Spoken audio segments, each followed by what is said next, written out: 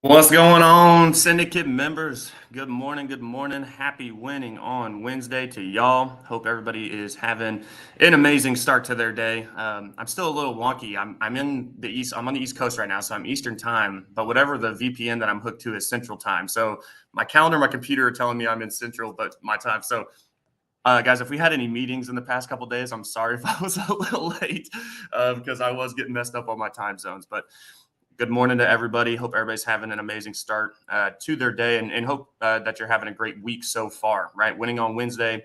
We've got an action-packed show for you guys. Real quick, just put in the comments, let me know that you can hear and see me. What's up, Mr. England? How are you, sir? Aaron, good to see you. Mr. Moore, I am actually out in New York City. So I am connecting with a good buddy. He's actually been on the show. You guys have probably seen him, Brian Kataya. He's out of New York. Runs Clarity Insurance and is getting ready to do some really cool things here in the industry. Got to bring Hanky out here with me. You guys know Hanky. That's one of my wins. Is that I got to bring Hanky out here and really just kind of get to see how other people are running their operations. Brian runs something very similar to Redwood and, really cool to kind of just get that exposure, but not only for myself, right, but then for your team members. So guys, anybody that does have a team, try and get him in the room. I always tell this to Hanky. It's like I've almost done him a disservice because even when we first started Redwood, it was your sales and service, right? And then ultimately, it's like when we finally got him into he was that full support manager, it made him that much better. But it can be overwhelming. But again, get him in the room, get him exposed to stuff, and it really does help them level up. And it's been a great trip. And really, that kind of segued probably the top win for this week, obviously outside of being here in the office, getting to connect with Brian and his team. Brian has these mortgage broker friends. And so he took us to this party. They were having some party last night. Y'all, I'm talking within 30 seconds, right? Hanky was already handing out his business card. There's a lady that we met that does title insurance, and she is in 49 states outside of Idaho. She said something that Idaho just doesn't want him there. I don't know why. But she instantly was like, oh, you guys are in Texas? We need Texas. I said, well, hey, yeah, we're in Texas. But we also have like 29 other states, right? And so she's going to start sending us business. Her current insurance agent only does New York, right? So then all these other states where they're doing business is now going to start flowing to us. And that just goes to show, again, get your people in the room, but ultimately you just get in the freaking room, right? It could be something just like a networking party. I've never met any of these people. And within the first 30 seconds, we're shaking hands and really creating business relationships, right? And kind of speaking of business relationships, it's funny, we have Mr. Rob McCarthy hopping on the show with us today. Some of you guys probably know him. If you don't, you're going to after this call. But he was my first ever. I have a special place in my heart for Mr. Rob. I'm going to go ahead and just bring him on because you were my first ever organic ATX agent hangout attendee. And I remember it was when we didn't even have the venue yet. And we were sitting out sweating our asses off on that freaking picnic table. And I see you kind of walking up. And then I'm like, are you here for the agent hangout? And he's like, are you Joe? And I was like, yeah. And he's like, yeah, I saw something on Facebook. I was like, right on. And then obviously have attended a ton after that, man. And we've been able to build a relationship. So thank you guys. Again, Rob McCarthy, put a little hand clap in there for him in the comments. Appreciate you taking the time, man. How are you? Yeah, how's things going? I'm doing great, man. I still remember that. That was a funny moment. Like I going back, I mean, what was that? Like 3-4 years ago now? Like Dude, it's crazy. It was definitely over 2 years, and I was just like, dang, we Yeah. have been doing these things for a while. That was a fun time. Like, yeah, things were a little different. Things were a little more low key. There were no high Right, profile guests like we had last month, but right. like it's been interesting to follow the journey and kind of be a part of that. So, but Absolutely, what's man. going on with me? Dude, like the world of insurance, it's wild and wacky. Um, Yeah. Who's Rob? Give us a little 30,000 foot overview. sure, sure. So, second generation insurance person, originally from New York, where you are today. We were talking kind of in the green room about some places Joe needs to hit before he gets out of New York. One of them being the best bagel spot in the world. But anyway, uh, now here in Texas, still doing insurance, just slightly different. I was doing originally construction insurance in New York City, which is super crazy, super wild. But now on the wholesale side, working strictly in professional lines, which is predominantly cyber and like E&O, D&O, which has been like almost as wild of a ride as New York construction. Cyber last year was just absolutely insane. It was like begging for quotes and trying to get anything done for any premium. What up, Hanky? You got to hit that bagel spot, man. But yeah, like it's crazy because now the market has flipped so quickly. Just this year, like cyber went from we were begging for quotes last year. Like literally, I was Right. calling underwriters going like, please, like I don't care what the price is, just give me something. And now it's flipped so hard that it's like, how much do you want to save? Which is like an awkward conversation because it's like at the end of the day, we're all commission-based salespeople. And it's like, yes, I want to do a great job for the customer, but I also like don't really want to work for free. Isn't that But crazy? And how it can switch so quickly. And I mean, I'm in the trucking space, and it's not necessarily like that, but it is somewhat similar. Where all it takes is like literally the snap of a finger, and it's like, whoa, yeah. what happened? So cyber specifically, it's false because personal opinion, but I think a lot of it actually has to do with the war in Ukraine and the fact that hackers are very tied to that region. Uh, And so the cyber companies all adjusted their pricing as if it was the cybersecurity controls that made the difference. But my opinion, and it's a shared opinion by several other folks, is it's actually that war in Ukraine that slowed down all the hacks and incidents. okay. So either way, the pricing is just Right. totally fallen off. I mean, Right. I'll give a win, but it's kind of not a win for me. It's a win for the customer, but not a win for Rob. Okay. So last year we've Which got kind a of, which data. ultimately kind of is a win for you, though, right? It's one less thing It on your is. plate. Yeah, I mean it is, but and I still get to keep the business and blah blah blah, but like it also hurts when you're just like taking a haircut. So data center and it works in return. So I'll give a second win that kind of makes more sense and actually whatever. But so this data center, my account last year wrote this account, super happy about it, 270 grand. Awesome account. Like this year, 145,000 for the same account. Wow. Jeez. Like that hurts. Like great for the client, very happy Yeah. for them, but like, mm, Yeah. mm. That is a big term, man. I didn't know it was like that. And that was renewal with the same carrier and everything. So we did change. It's a stacked program, and so we did change one of the carriers, but only one of them. Like Wow. it was just there's competition. Here's the new pricing. Like it's crazy, like Right. crazy, crazy, crazy. But see the winning side of that, yeah, exactly, Hanky. This is a renewal business. When your renewals are getting cut, it's just taking money out of your pocket. But we've got to do it because if I don't find them that quote, somebody else will. And Right. so the Right. plus side is where I win a lot right now is you've got a lot of lazy people out there and they're like, oh, hey, here's this flat renewal. Isn't that awesome? And I'm like, you got a flat renewal? No, send it to me. Yeah. We'll save them. And so Right. I'm able to pick up new business and like bust relationships that were previously very solid because it's just flat out that they're being lazy and not doing the work because Right. it's so easy to find savings right now, specifically in cyber. So this other account, big construction company, I've quoted previously, quoted last year, and I didn't win it. They're a Chubb customer. They love Chubb. They're like, we're Chubb for life. Right. Well, they got their renewal, wasn't even flat. It went up 20%. And they were like, wait a second. I thought everyone was saying that cyber was down. Why did we get a 20% rate hike? And I was like, you didn't come to me. Right. So we ended up saving them like 15% over last year, which is like a 30% swing. But that's a nice win because it's new money Right. versus just taking a Right. haircut on old Well, money. and I hope agents that are listening to this right now, because what Rob is saying is, well, because he's been in the business long enough, it's hurting his renewals, right? If you're not pushing cyber right now, might be a good time for a newer person to kind of get in and start eating up some business because, like what Rob said, right? Agents are freaking lazy.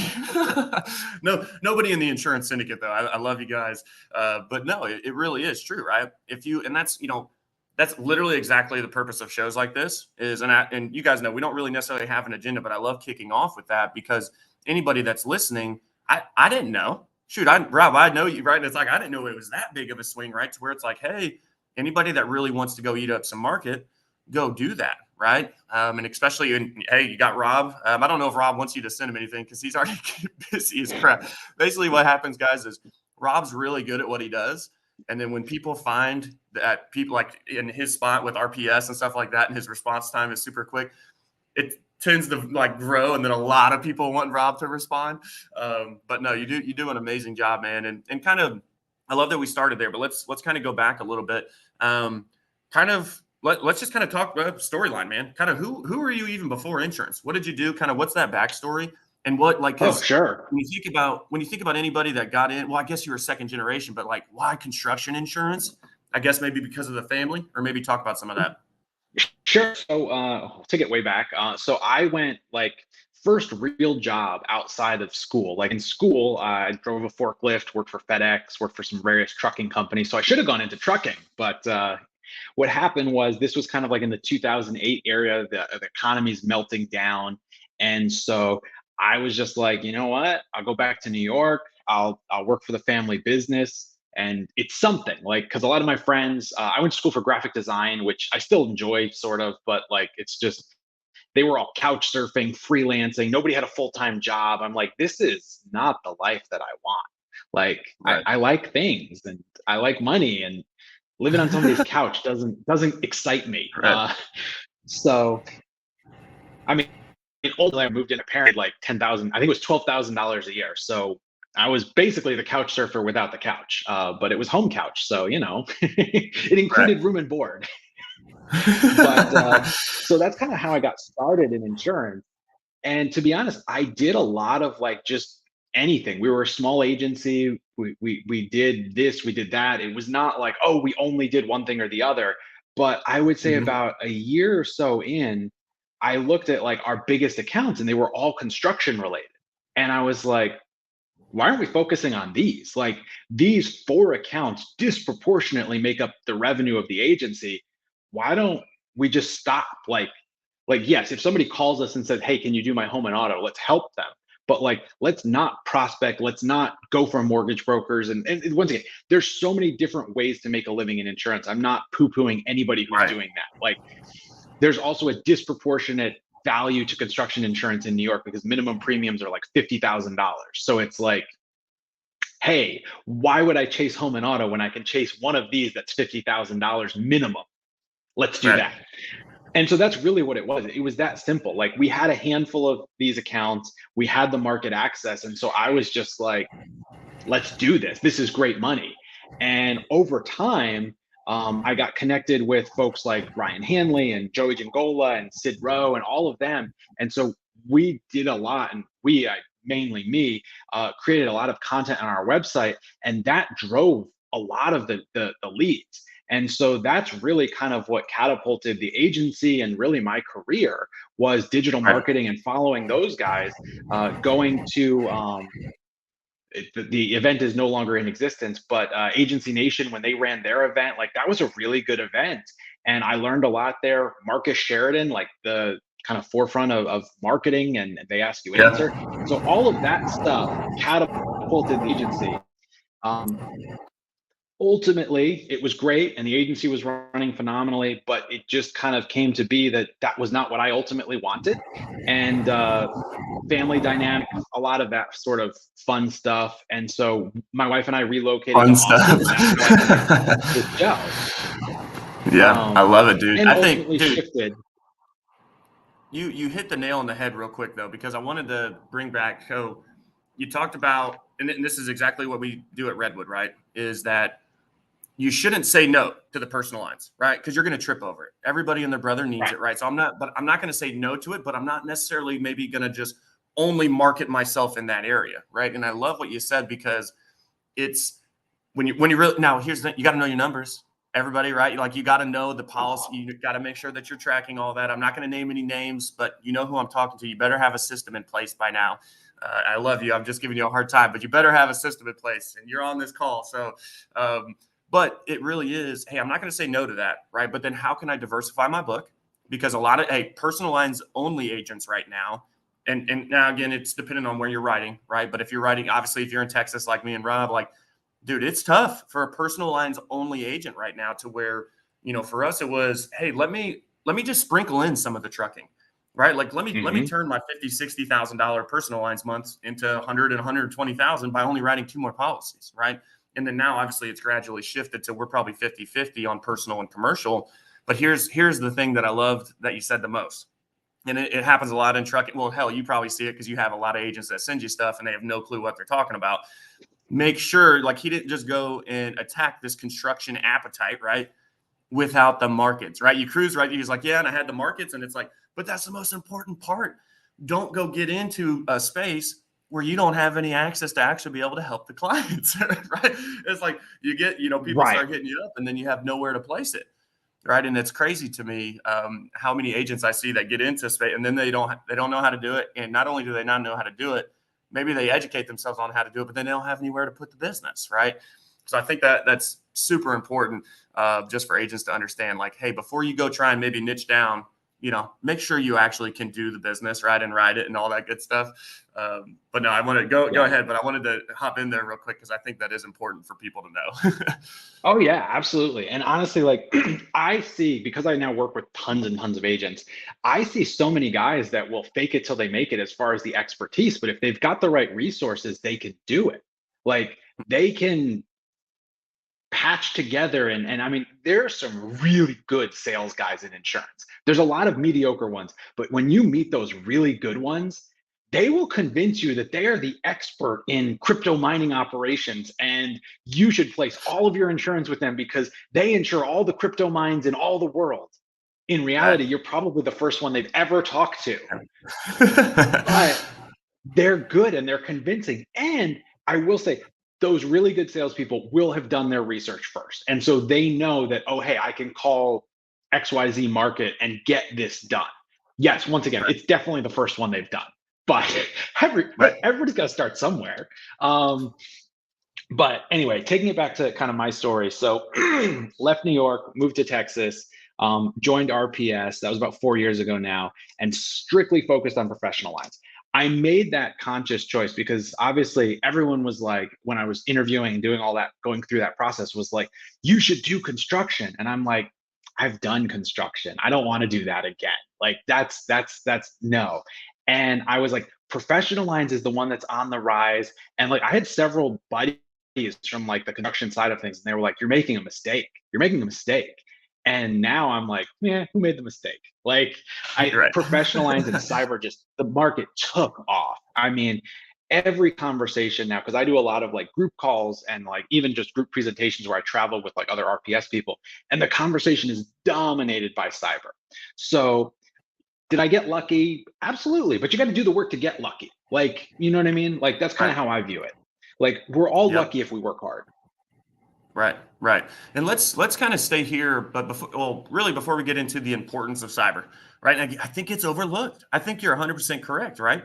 I don't think, and like, we're not pushing that enough, especially if you're in the commercial space. Like, we need you. You should be doing it for the client because it is good for the client, right? But then it's also good for us, just because one, it's another policy in the household, right? The household, the bit, whatever you want to call it. But I think there's a lot of agents on here, right? And I see questions. Hey, where would you place this, right? This, and this. And I don't know if people necessarily know what we'll call it an MGA, right? Or like a wholesaler, like what RPS is. So maybe take a little bit and just kind of talk about risk placement services, kind of what that wholesale market looks like, and maybe even some of the process of, hey, this is how you do business with like a wholesale broker like myself.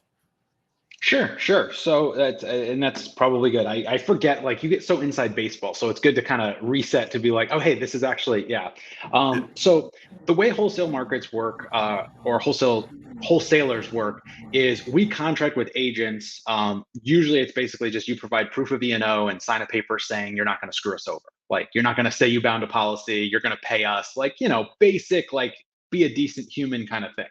Um, and then once you go from there, it's really finding individual brokers. And generally speaking, as kind of through the onboarding process, you're generally connected with folks. And so we've got all different departments. We've got trucking, we've got professional lines where I sit, we've got casualty, we've got binding authority. And so we have markets for just about everything. We even have a standard lines market, or group.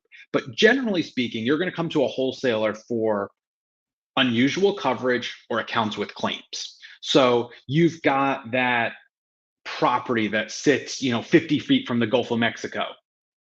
Travelers is not going to take that. Right. I don't know if And anybody wants that right now. well, for a price, I was actually Right. talking to one of Right. my property guys. Yeah, but like, it's not going to be, when your standard markets have declined, or if you just know the risk and you're like, no, this is not going to fit.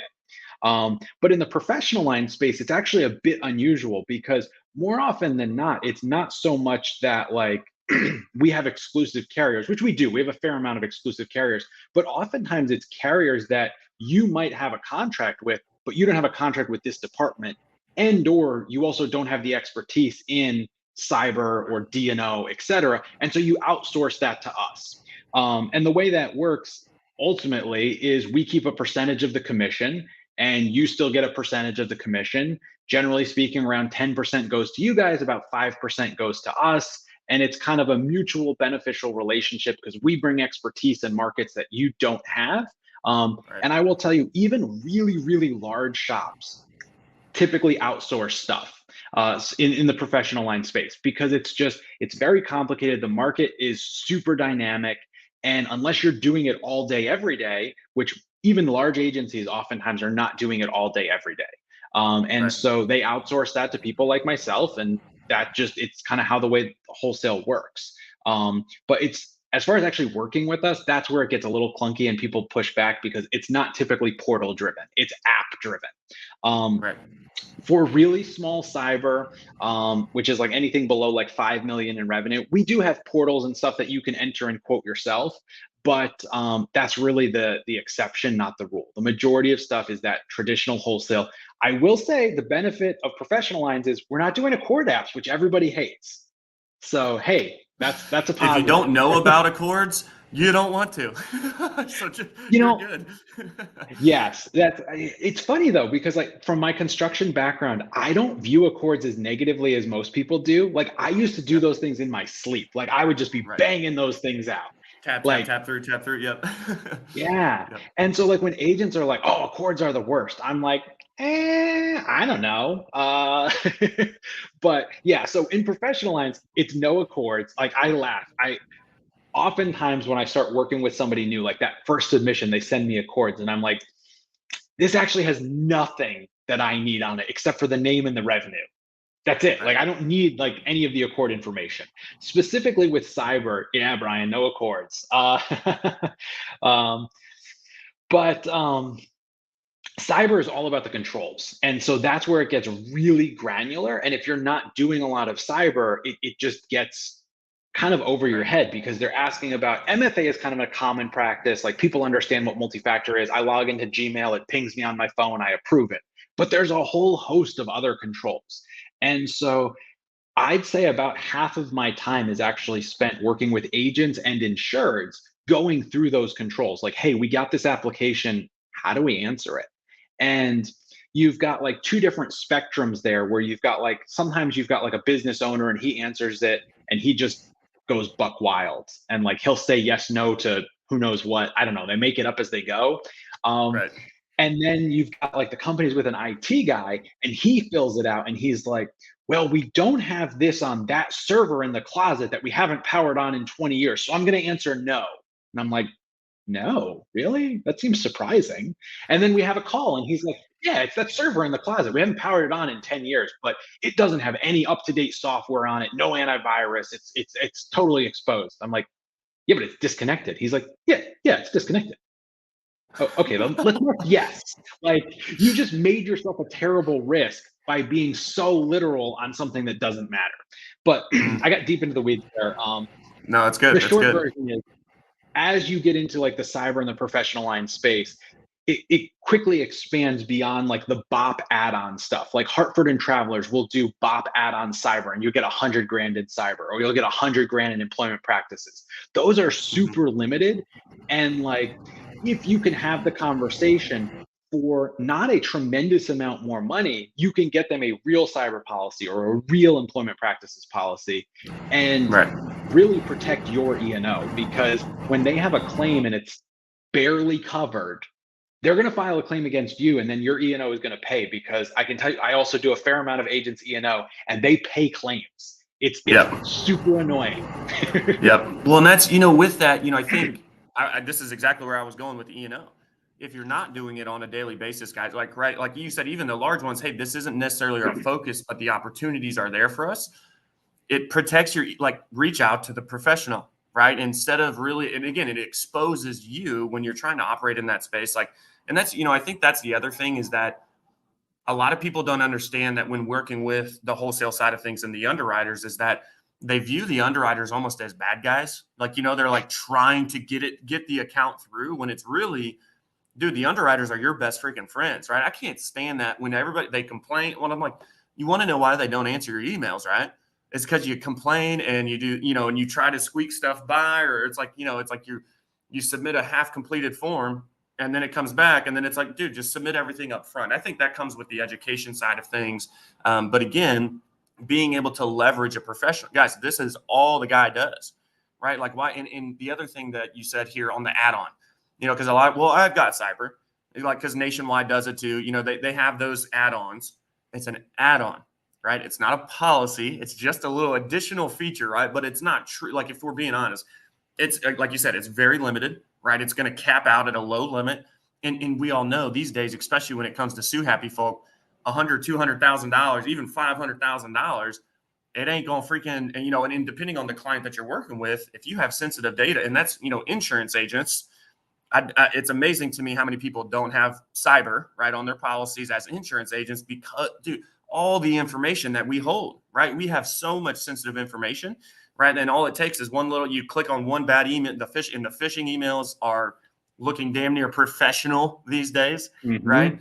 And I just think that's super important, that, hey, if this is not something that you guys are really focusing, or even if it is something you're focusing on, I mean, put two brains together, right? It's better than one. And this guy, This is all he's doing, right? And again, it's obviously there's more Robs out there, but I wanted to say that too, because I think that is super important. Like, and it's ironic. I'm protecting my E&O by sending it to the dude who basically writes E&O and professional of life, and and cyber and all that stuff. But no, that's So good I want to stuff. touch And on guys, one thing before we go past that, because I don't want to lose this train of thought. So one of the things that agents say and customers will say is, well, I don't have any data. It's in my AMS, like, for the agents. And then for customers, they're like, well, I use Salesforce. It's all in Salesforce. Look at your contracts. Those contracts are so one-sided. Like, you will get, generally speaking, it's like BOP add-on coverage. You're going to get nothing. When something happens, your AMS vendor is going to be like, well, here's 6 or 12 months of services paid. That doesn't cover anything. And so you're going to have to do all those notifications. If anything happens, it's pretty much totally on you. And it's just, you think you're protected by outsourcing that, and you're really not. So it's just one of those things. I wanted to get that out there. Anyway, sorry. No, yeah. And let's stay there. That's where I was kind of going, is really just the importance of cyber. I don't think it's talked about enough. And maybe if you could give, maybe even some real life examples of, like, hey, if they didn't have this cyber, man, like, what could happen to the business, right? Because again, I think it applies not only to our clients and the spaces that we're operating in, but I think it is fairly applicable to agents as well. Like, man, your business could be crippled without this thing. So kind of, let's just stay there and kind of talk about the importance of it. Sure. So I've got tons of claims going, because cyber is very claim focused right now. I've got one that's going right now that they're coming to me to try and get new coverage. They've got BOP add-on coverage. They're small to medium sized business, but they had $10,000 in cyber coverage. They had to do yeah. And so they had a ransomware attack. So their systems were compromised. They were locked out of their systems. Um, they had to hire an incident response vendor. Those incident response vendors, when they're working for the insurance companies, discount their rates to about $250 an hour. That's the discounted rate. If you call up SecureWorks and ask for an IR, they're going to charge you $500 an hour. How far does your, like, it eats through that money so fast. And that's not counting the lost business income because their computers were shut down. And so they're now trying to get real insurance coverage because their $10,000 policy, they spent that on day one of the hack. Like, it's just gone. Right. And so stories are how we sell insurance, or at least that's how I've always historically sold insurance. And so if you want to get into the cyberspace, like, I am happy to give you all the stories you could ever need. Pick an industry. I've got the claim scenario that has happened. I've got trucker claims. You think truckers, they drive trucks. What do they need? Funds transfer fraud happens all the time. Those guys pay their bills electronically. They don't pay attention because they're doing other things. Oftentimes, the owner is still driving a truck and his wife's calling him because she's paying the bills and she's going, we got this email from somebody that we need to pay him. They say we need to pay him right now. And he's like, well, shoot, we can't have the diesel card shut off. Pay him. Right. $100,000 gone just like that. Like, all the time. Like, it's scary. And if you don't have the insurance, we're like, that could cripple a small business. Like, you're done. Bankruptcy around the corner. Right. What are some tips?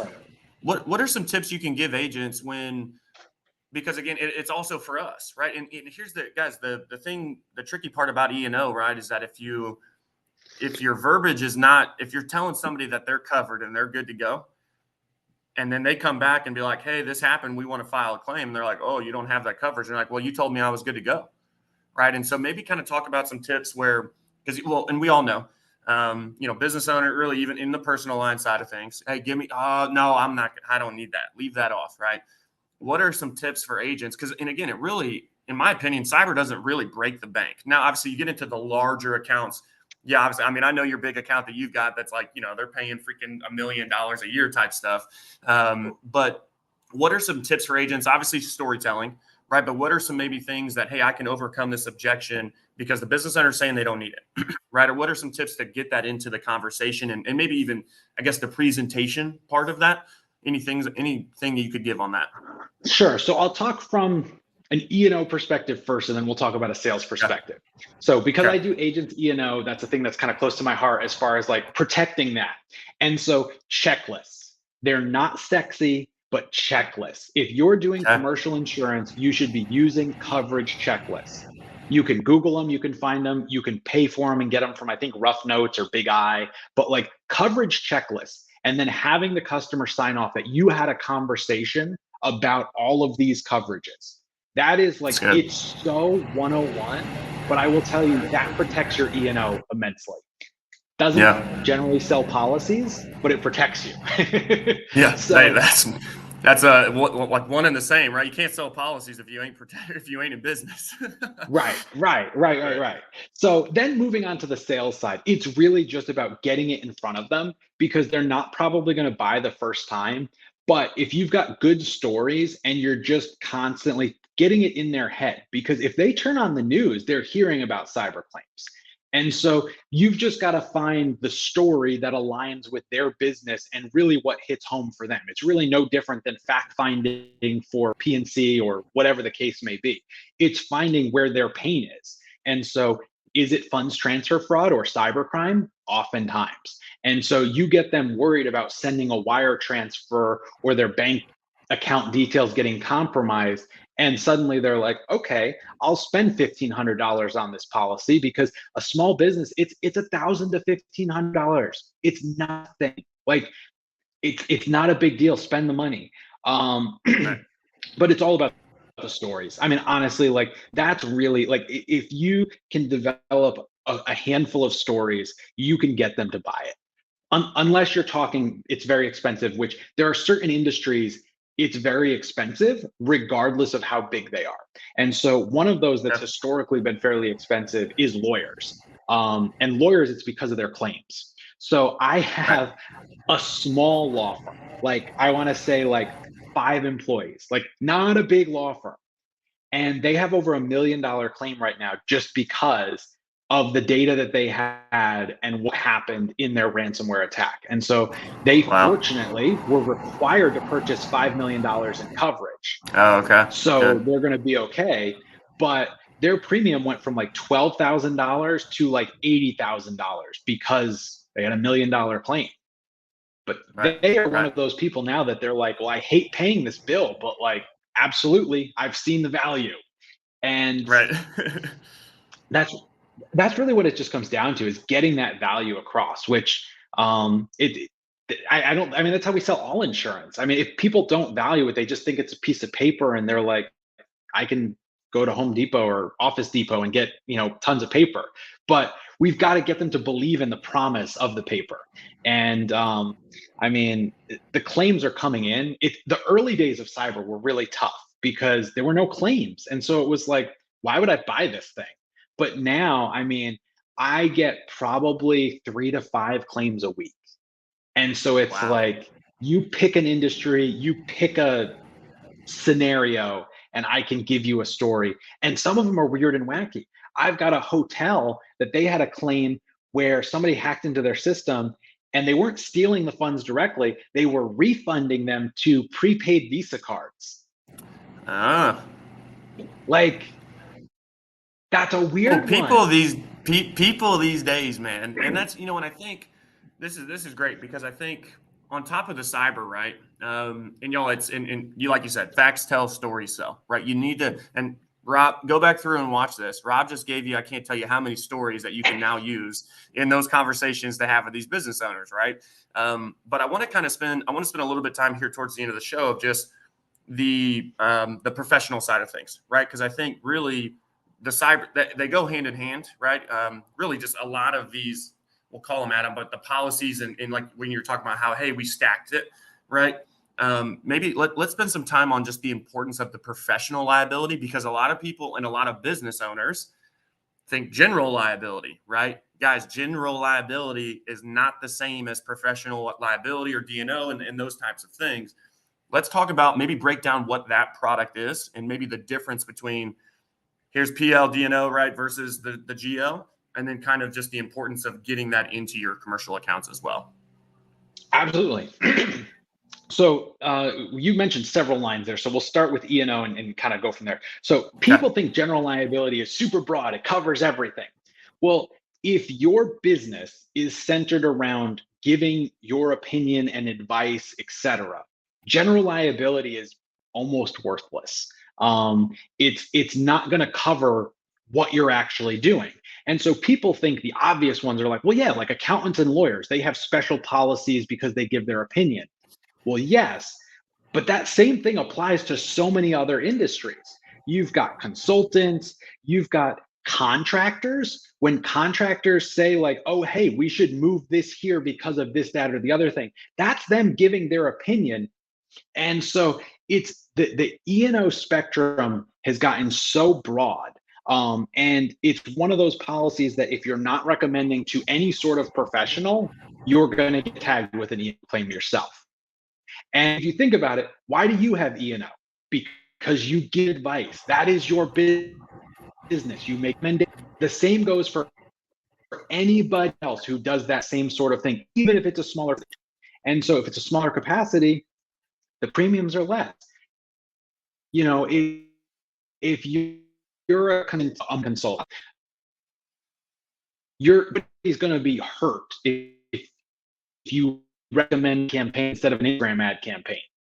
So the premium's pretty inexpensive, but you've got to be recommending that, because if you just give them a bop from Hartford, I keep picking on Hartford just because, I don't know, it's not, I don't actually have anything against Hartford. But you give them that bop and like, you've only done half the job.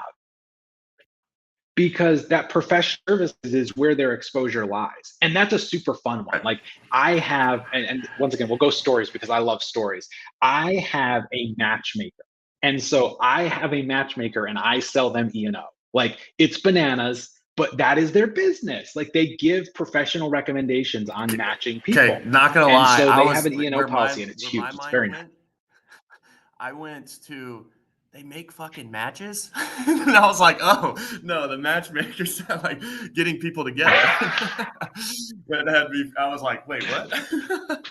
Yes, That's funny. yes, yes. Uh, Although so funny you mention it. Matchmakers, if you're physically making a product, you're also supposed to have E&O because you're assembly like if you're like a contract manufacturer, it's called manufacturer's E&O. And so that's a real thing too if you were making physical matches. right. But yeah, so I mean, to kind of continue down the rabbit hole because Joe went to a weird place. um, Yeah. the we've got cyber E&O and then like your management liability, which is your D&O and EPL. So that really protects the business. And so it protects D&O protects the business from the leadership.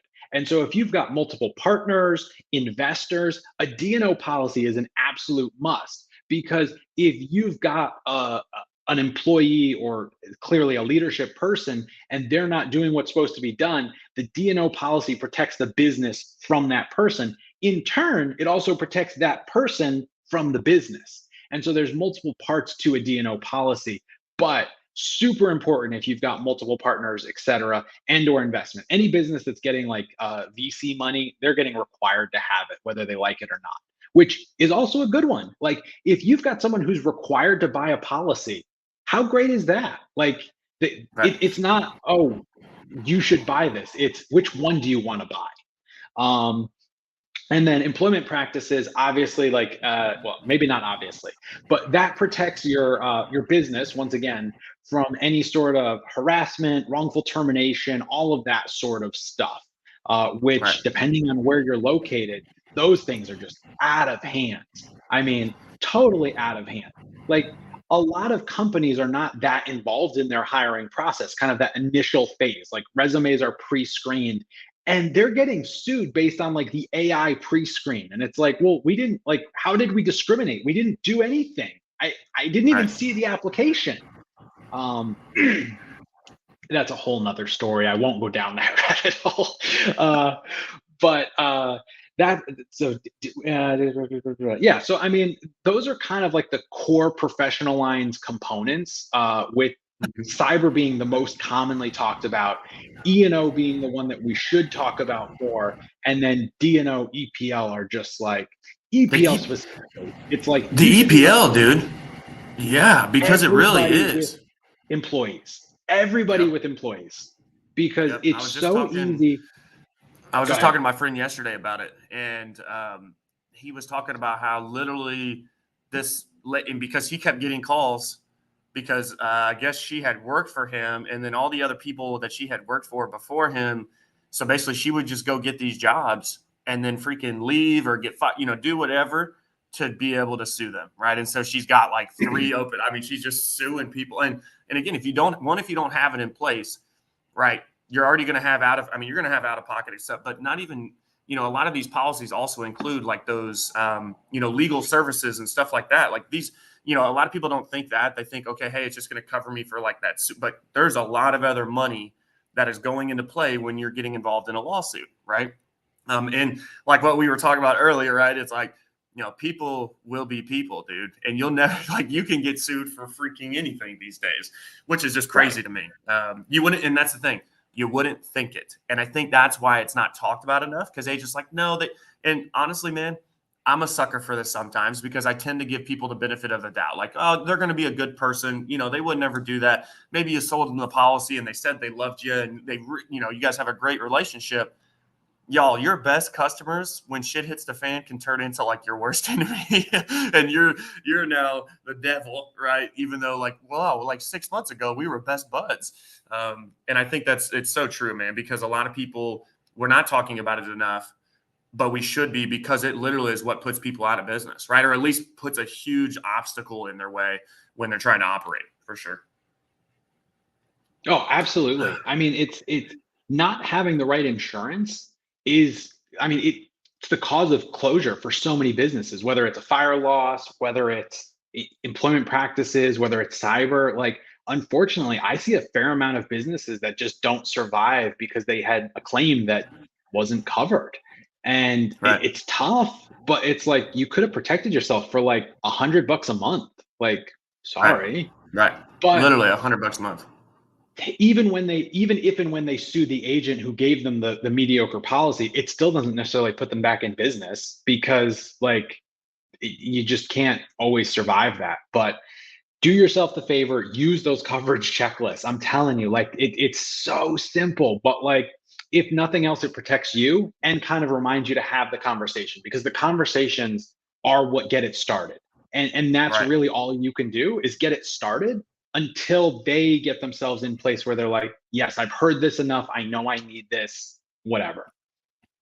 Let's see here. We actually got a good question. So, when a business offers multi-services like taxes, bookkeeping, notary, etc., can all the services be packaged in one E&O cyber, or do they need to be separate policies?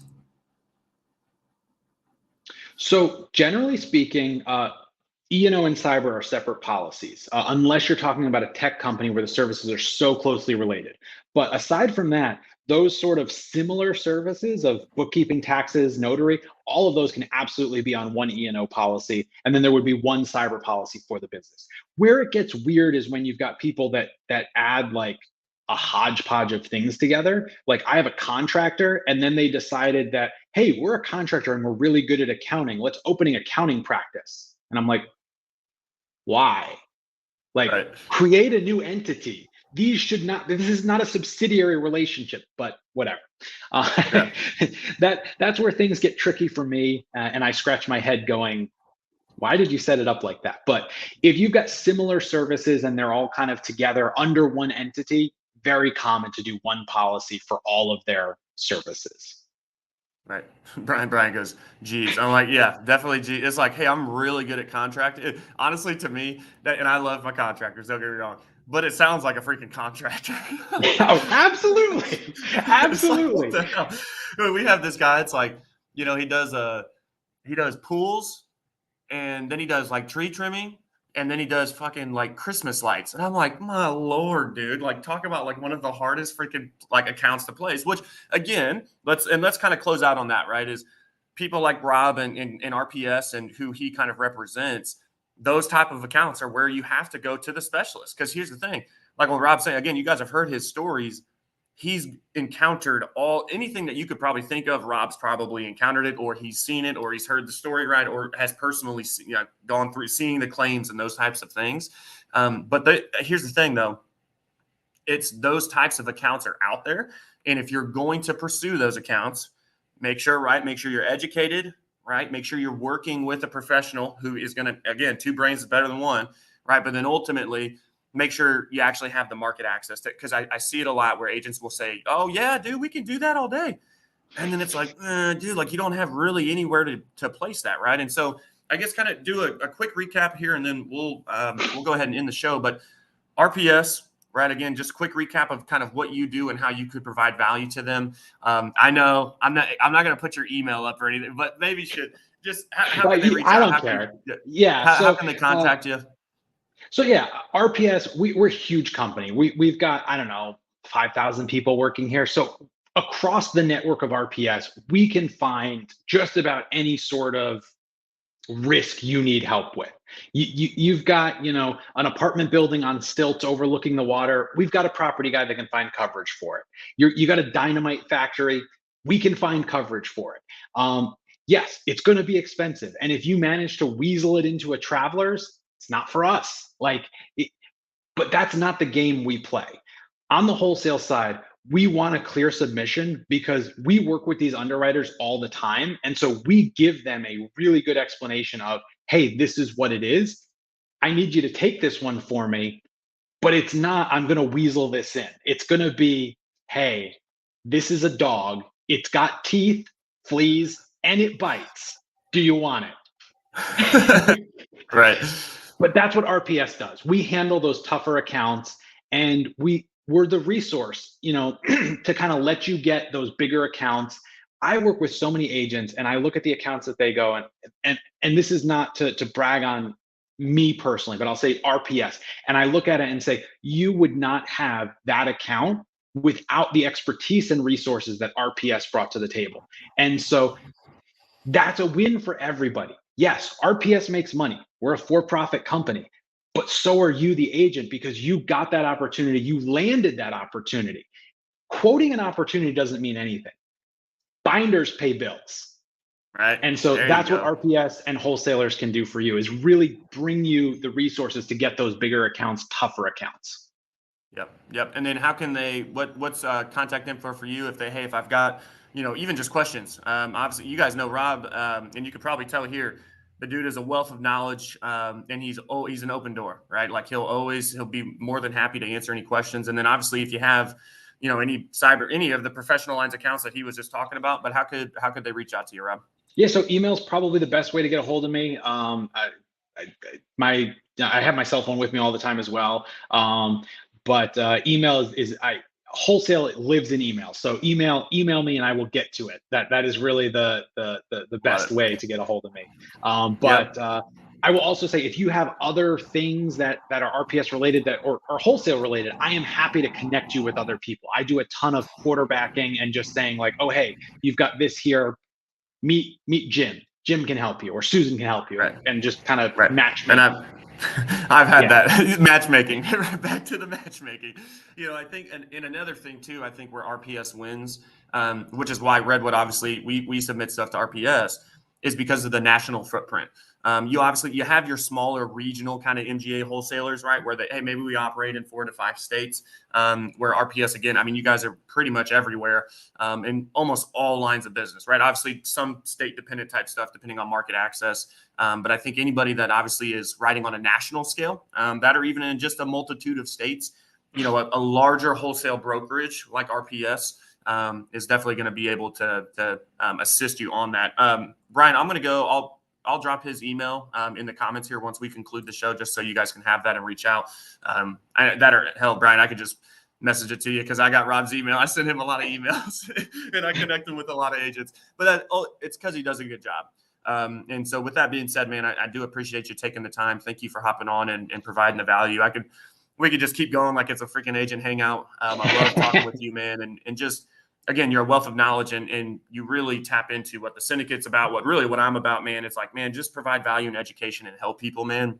And it always comes back tenfold. Absolutely. So thank you again, man, for your time. I do appreciate it. Thank you for having me on. I really appreciate it. Yep. Awesome, y'all. Well, I hope you guys found some value in that. Syndicate members, it's the peak of the week, right? It's Wednesday. Let's get after it. Let's keep going. Let's make sure, hey, get the checklist. If you're in commercial insurance, get the checklist right. But ultimately, let's make sure that we're providing value to the clients by educating ourselves, right? And then ultimately, hey, swallow that ego pill if you have to. Work with a professional, right? Bring somebody like Rob in to help you on these accounts, and the rest is gravy. So again, appreciate you guys. Again, peak of the week. Let's get out there. Let's get some wins, and hope everybody has an amazing rest of their day. We'll see y'all later. Peace.